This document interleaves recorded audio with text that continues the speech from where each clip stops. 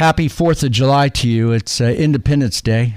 I'm Jeff, Westside Jeff, sitting in for Chris Krok. Chris is taking the week off to spend with family and friends. He'll be back here on in the chair here in the studio on Monday night. And I get a chance to fill in for him tonight and tomorrow. And he'll be back Monday. So happy Independence Day. It's about time, usually top of the hour right now, that you're across the country, across the listening area, depending on where you are. Fireworks are starting to be shot off in the area. Enjoy them. I hope you keep your dogs inside and don't lose a dog. I remember one July 4th being out till 2:30 in the morning at my best friend's house, Jim's house, because he had two dogs, Vegas and Brutus, and they both ran away during the fireworks, and it took them 2 days to find their dogs because dogs hate fireworks. So don't be one of those. We're talking about the biggest stories going on in the country, and it still happens to be the mental acuity for Joe Biden. And he's the president of the United States. He has declared he's running for re-election with Kamala Harris. It's Biden-Harris. But I contend, and I started saying about 7-8 months ago, that I don't think it's going to be him. And high-level politicos still tell me it will be, but it's looking less likely. I still don't think so. Nobody can push him out because he's earned the delegates, but certainly all the pressures that you can apply can make him do the right thing and step down. Part of the reason, I had a conversation with my buddy Earl yesterday. It said, why do you think he's not stepping down? And my answer to that is it's because the stumbling block comes down to two things: Jill Biden and Hunter Biden. Jill knows that when Joe leaves office, Hunter is on the chopping block. Hunter doesn't have a way to make money. He doesn't have a career. He doesn't have an opportunity to defend himself. He'll be under prosecution most of his life. And I contend some of that comes back to the Biden family. And a guy I work with at my day job, Brian, said, "Oh, come on, what are you talking about?" And I said, "Listen, Joe Biden's been in public office all his life, earning $150,000 to $250,000 a year, whatever the income is. How did he all of a sudden become a multi-millionaire? There's more there, and I think it's corruption. The family is corrupt, and I think Jill Biden is doing what most of our wives would do and our mothers would do. She's playing mama bear. She's protecting her husband. It just happens her husband is the president of the United States. So I expect that. But I think Joe, in the end, is a good-hearted man. Is my gut feel, and that he knows in his mind he's declined, and he's having second thoughts himself. But she's saying she's the one keeping him in. Nope, you're the president, and you're going to run. And it's going to take Joe to put his big boy pants off, take his diaper off, and put his big man pants on and say, "Jill, I'm the matriarch in this family, and it's time. I hear you. I understand you. I love you. I appreciate your support. But for the good of the party, the good of the country, it's time." And I think that day is coming. One of my questions is, when does that happen? Does it happen? I speculated it would happen over July 4th, and they could sell it as the independence of the country and the Boston Tea Party and the heritage of Philadelphia and blah, blah, blah, and make it a historical moment. I don't think that's not happening. I'll tell you when they do it. If it's all about timing, their timing will be, watch the Republican National Convention coming up in three weeks or so. If there's a time for the Bidens to make that move and take the steam out of Donald Trump's sails, that would derail that conversation across the country and energize Democrats during the RNC. So keep your eye in and around the RNC time if and when that happens. Let's talk about the media. The other night, I had a caller on, I forget his name, that called, and he was angry about invoking the 25th Amendment. And he said they need to, and I agree with him, Joe Biden is not prepared to run for re-election, let alone be... he's certainly not capable of being the president today. And he said they need to remove him from office with the 25th Amendment. That scares me because that puts Kamala in power, and that scares me. So with 6 months left to go, I go back and forth on have an opinion on that on both ways. It'll be interesting to see how that plays out. But to me, the big story that has gone down with the Biden performance and his polling and the numbers and all the chirp and all the talk going on around the country, I asked the caller, I forget his name, when he, at the end of his segment, talking about the 25th Amendment. And I said, who do you blame for Joe being the current president of the United States and for declaring that he's going to run again for re-election in 2024? Who do you, as a voter, as a man, as a constituent, as a resident here in I think he lived in Highland Park, who do you blame for that? And his answer was Congress. And he went on to explain why he holds Congress in contempt with that, why he blames Congress, and made his point. Talk radio is a conversation with the community. And I'm not one to interrupt people when they're talking on the air if they're making really good points, whether they're correct or incorrect, because it's their opinion. I'm not here to make you think differently from an opinion perspective. I'm not here to tell you you're wrong and throw you off my radio station. I'm here to hear you out because maybe there's something about it I haven't thought about or figured it out. Well, this guy went on to tell me that he holds Congress accountable for allowing Joe to remain in office. And he sold a story, and I listened and I hear him. I understand him. I understand his frustration. And I think it resonates with the mind of the average voter, with you and I. We're pissed off. Our country is deteriorated. We are not as safe as we used to be. We're overly medicated. We're undereducated. Our kids are being indoctrinated. Yes, I want fiscal conservancy. I want a balanced budget. I want a future. I want to know that Social Security will be there for me. That Medicare. I'm 10 years away from that. I want to know that I've got peace of mind, and I don't. He blames Congress. I don't. I followed it up with a comment about who I do blame. I want to tell you who that is and why that is in 4 minutes. My name's Jeff. It's Westside Jeff, and for Chris Krok on News Talk 820 WBAP, and now on FM at 93.3.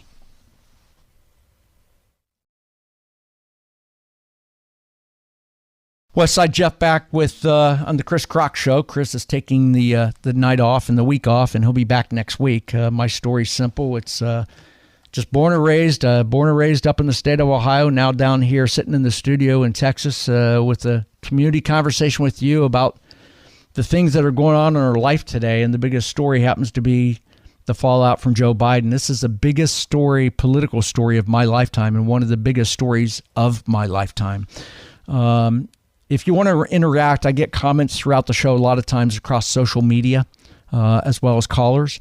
If you want to interact, you can hit me up across social media at Westside Jeff on Facebook, Westside Jeff on X, formerly known as Twitter, and also Instagram. It's good to have you along. So I mentioned a minute ago that the other night I took a caller who we were talking about the Joe Biden re-election campaign and his mental acuity. And I said to the caller, I said, who do you blame? And he said, Congress. I let him sell his message.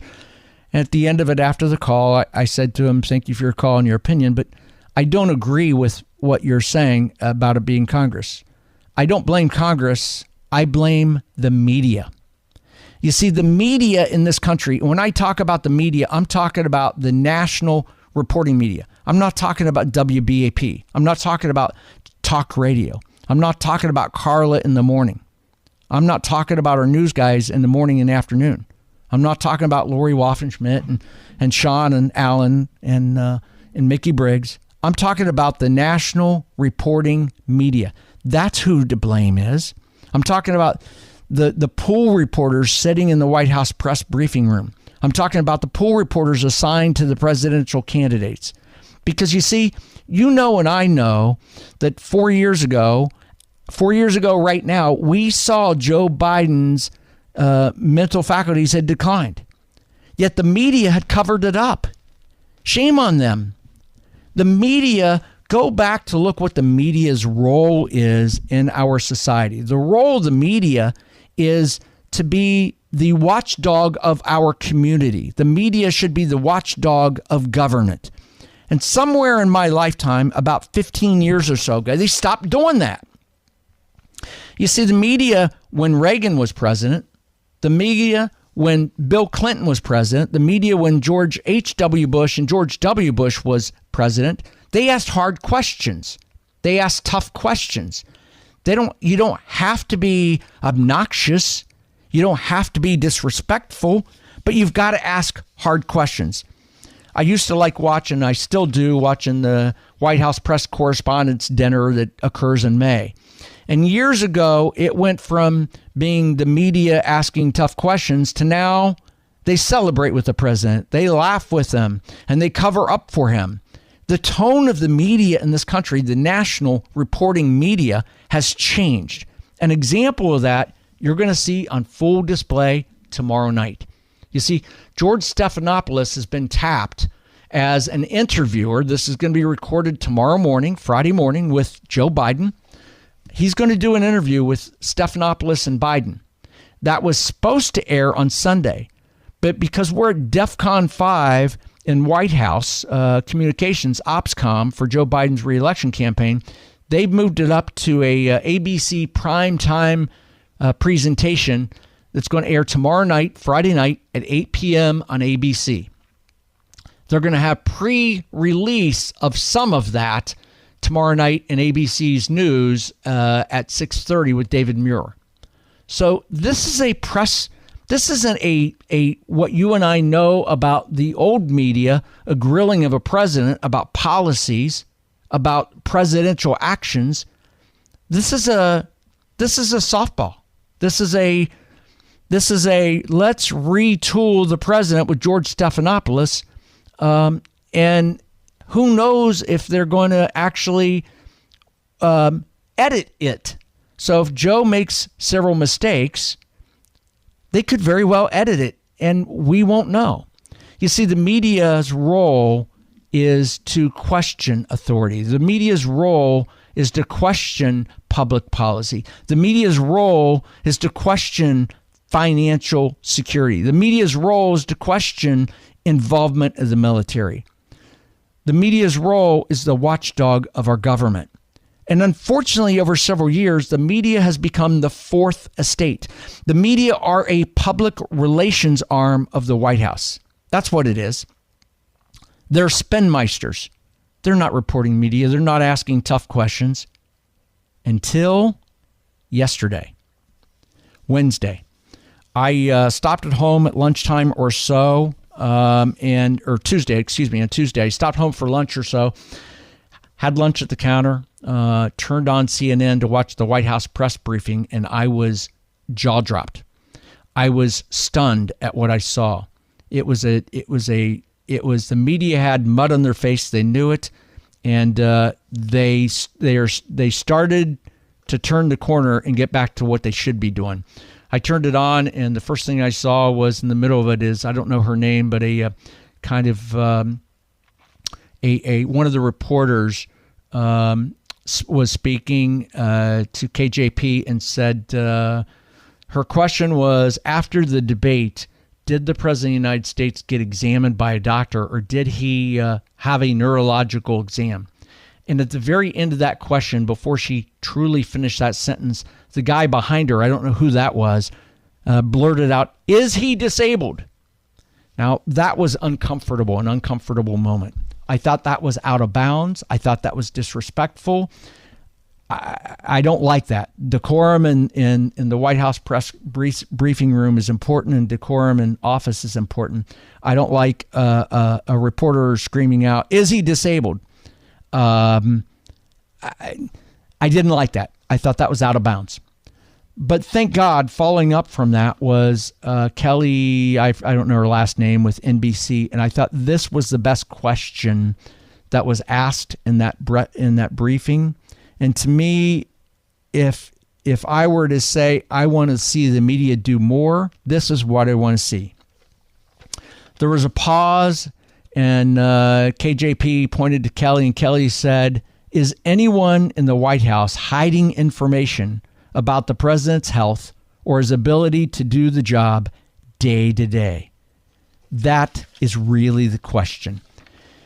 And what sticks out to me is this. That was a question Kelly asked, and I have the respect in my mind for her just escalated, because that wasn't a question about candidate Biden. Is he capable of handling 4 more years? That was a question of a woman in the White House press briefing room who asked, is anyone in the White House hiding information about the president's health, not the candidate's health, but the president's health, or his ability to do the job day to day? That's the question. That's the question you're asking. That's the question I'm asking. We're never going to get an answer. KJP was stunned. She was ambushed. She wasn't prepared for that line of questioning. She wasn't ready to answer it. Her standard answer was he had a cold. He was tired because of international travel. It purely was a bad night. We all have bad days, bad nights. It was a bad night. That's all she had. She couldn't answer that. That, to me, tells me that the pool reporters in the White House finally woke up and somebody realized we're getting the wool pulled over our eyes and we're being lied to. And it's time to do our job. It's time to be a real reporter and to ask tough questions. I don't like attacking questions. Is he disabled? I don't want. That just is inappropriate to me. But I have no problem with a reporter posing a question that says, is anyone in the White House hiding information? Because we know that's happening. You know that's happening. I know that's happening. That's a great question. Is anyone in the White House hiding information about the president's health or his ability to do the job day to day?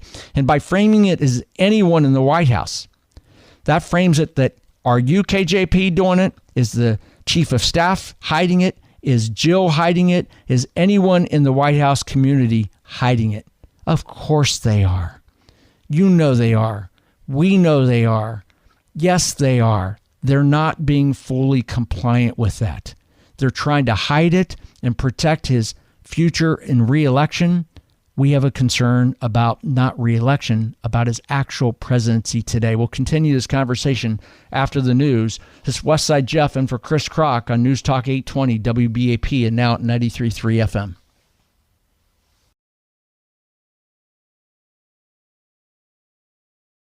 Westside Jeff in for Chris Krok here on News Talk 820 WBAP and now on FM at 93.3. We're talking about the continuing conversation about the Biden White House. And I told you a moment ago that my blame in what's going on today, it's a horrible situation.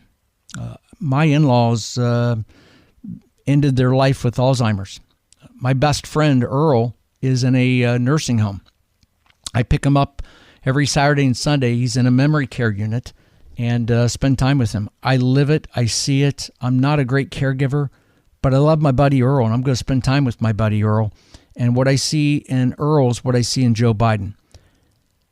Could this been averted? Yes. Certainly Joe Biden could have been one of those that have averted that, but she's doing what she's doing to protect Hunter. She's being a mama bear in an effort to protect the family. You can't fault her for that, but you can fault the fact that her husband is our president of the United States, and there's a problem. And my opinion is such that he's not qualified to be president of the United States today. His mental faculties have declined that much, let alone run for re-election. They're just fighting to stay in the re-election ticket. I don't think he's capable of being in that office today. And I think as time goes, we're going to see he won't be that nominee. It won't surprise me if he finishes out the term, but he might not. And that's scary. We've not ever experienced something like this ever.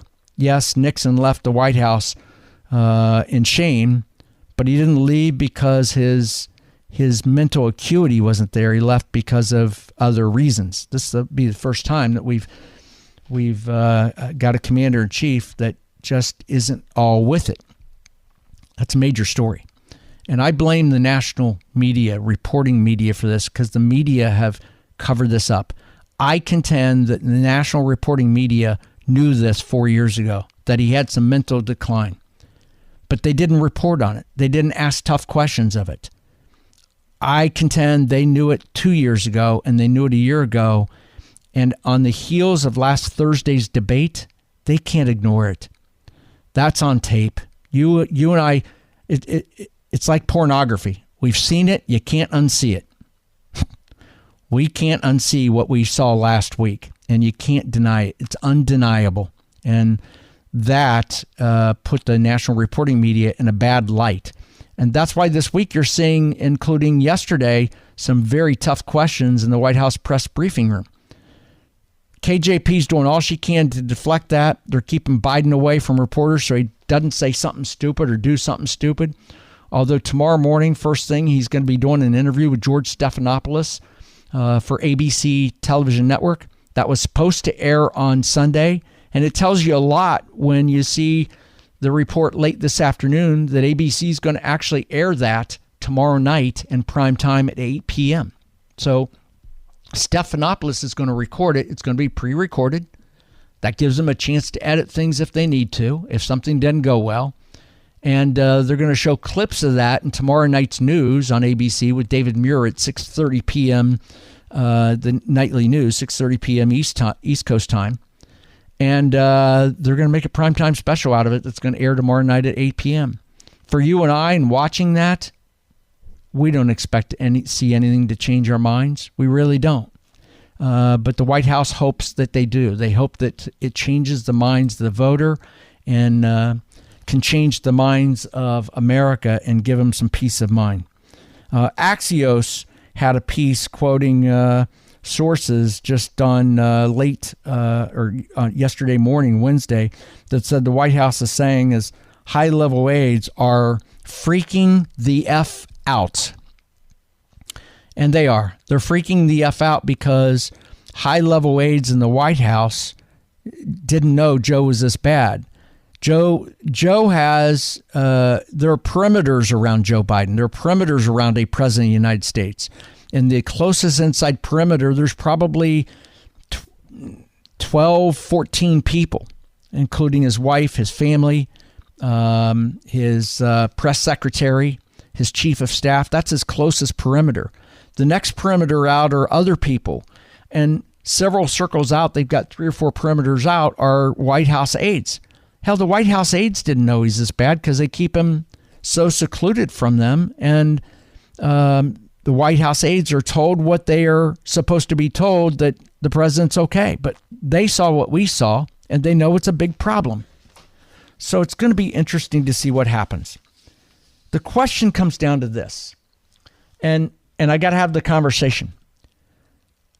I pose this question to you this way. If I were a Democrat operative, if I were in Joe Biden's camp, if I were on Joe Biden's team, if I were in the White House in his re-election comms campaign, what would I do? I got a plan, and I'll tell you what it looks like, because as you see pieces fall, as you see some of these things happen, I want you to reflect back at that time and say, Jeff said this would happen. We got to keep our eyes on it, because I have a theory on this. And 99% of you listening to me right now are going to think I'm drunk or high. I'm not. I'm going to make a very bold statement. I think if the Democrats deploy this kind of a strategy, that they can win big, and it can be the biggest political turnaround in my lifetime.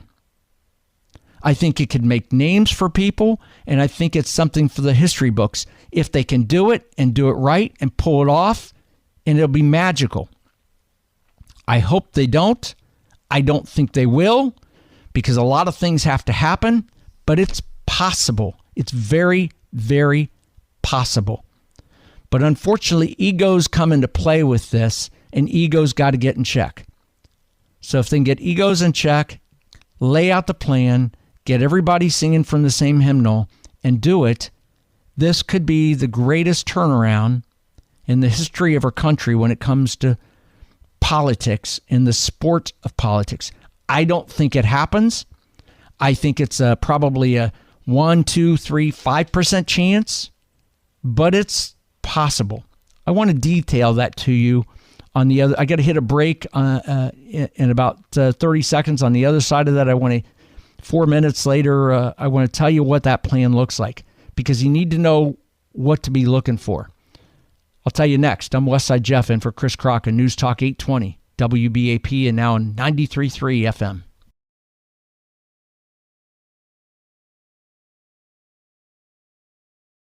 Westside Jeff in for Chris Krok. Chris is off tonight. Tomorrow night I'm sitting in the chair, and he's back next week. We're talking about the big story, and that is the Biden debacle. And I told you just a few minutes ago that what concerns me moving forward, the questions persist, and I hear it all the time on the station from others. Well, who will succeed Joe Biden? Let me lay out a plan for you. My background is politics, radio, communications, and so on. Let me lay out a very hypothetical plan for you of what I think a very successful campaign can look like. And this would concern me if it could come to fruition. I don't think it does, because a lot of things need to fall in line. Let's start there. First of all, the Democratic National Convention, the National Party chairs, have to get in cahoots with the president in the White House and with the re-election campaign committees, and they have to bring together all of the key party elders. And I'm talking about Schumer and Pelosi. I'm talking about Kamala Harris. I'm talking about the Obamas and the Clintons. They've also got to bring in on this current senior party leaders, Hakeem Jeffries, Representative Dan Goldman, senior leaders in the Democratic Party, the most high-level influencers within the party. And they all got to get in one room, and here's what it's got to sound like. Somebody's got to say, we've got a brilliant young strategist who's going to guide us through that. It's this guy over here. I'll be that guy for a moment, Westside Jeff, in for Chris Krok. Jeff, speak up. I'd say number one is Kamala, you're the Vice President of the United States, and the Biden team has done you no favors. They've painted you into a corner that you're the laughing stock of America. You have the credentials. You have the ability to overcome it. We need to remake it. That doesn't mean putting you at the top of the ticket. We want you to be the number 2 on the ticket. We want to put on the number 1 at the ticket. I'd go with, let's call it, the name would be Wes Moore. Wes Moore is the current governor in Maryland. Moore was born in Maryland. He raised primarily in the state of New York. He graduated from Johns Hopkins University and received a master's degree from Wolfson College, Oxford, as a Rhodes Scholar. Now, as I tell you about Wes Moore's background, listen to how many boxes I check. Black man, 47, 48 years old, Johns Hopkins University, Oxford. After several years in the U.S. Army and Army Reserve, he became an investment banker in New York. Check a box. He's published multiple books, so he's published, checks multiple box. He served as CEO of the Robin Hood Foundation, so public service, check the box. He authored several books about his life. He also hosted, listen to this, Beyond Belief on the Oprah Winfrey Network. That checks a huge box. And was executive producer and writer for Coming Back with Wes Moore on PBS. That checks a box. This man checks all the boxes. He's little known. He doesn't have a record that the Republicans can dirty him up real quick, real fast. That guy gives him 4 months to run a campaign. He's well-spoken. He was the guy that we saw last night outside of the White House after the Democratic governor's meeting. I'd say Wes is top of the ticket. Kamala's number 2. She's the vice president. Wes has to speak up and say, Kamala, I agree. you've been done no favors. I'm going to groom you. I'm going to work with you. We're going to get you ready to be the party leader in the Democratic Party. We're going to reinstill credibility and faith in you, and we're going to run as a team, and I'm going to put you in charge of things and actually re-image you like a brand. And by Kamala being on the ticket, that gives them access to the $250 million that the Biden-Harris campaign team has in the bank for their reelection campaign. If Biden and or Harris are not on that team, they don't have access to $250 million. They can't run a campaign without that. And then they agree on that, and all the party leaders and elders agree, and they're on the same talking point. That could re-energize the Democratic Party. Then they reach out to the big fundraisers, the big labor unions. They go to Hollywood. They go to the big money guys and say, this is our plan. And they have to say yes. And they have to go to them and say, in order to win, we need more money. This could be historic. And they could do that. And then they have to get the media in line and tell the media, get them energized about it. And they could do that. So if they've got the right candidate at the top of the ticket, if they got the right vice president, which, we would be fine, most of us, with another Kamala, it is what it is, right? They check the boxes. If they've got $250 million in the bank and they've got to pledge another $250 million coming, that checks that box. Now they got 4 months to run a campaign. They can re-energize it as a remake of the product. Listen, in my lifetime, I've seen many products remake through marketing. That's all this is product marketing. Do you remember when Coca-Cola went off the shelf and they came out with new Coke? That was a major mistake, and they brought back old Coke. It reinvigorated old Coke. Do you remember when Chevrolet reimaged their brand and it reinvigorated them? Do you remember when Subway was dying and they came out with $5 subs at Subway? That re-energized the brand. McDonald's is going through that right now. McDonald's used to be known as a cheap place to go get food. It's no longer like that. What are you seeing? All kinds of $5 meal deal things from McDonald's. They're trying to remake the brand, reimage the brand. If the Democratic Party had the right guy at the top and the right person also there, and a political strategist who could lead it, and everybody come in line with that, it could be done. I don't think it happens because egos get in play. Egos get hurt. You've got to get a lot of very powerful people on the same page.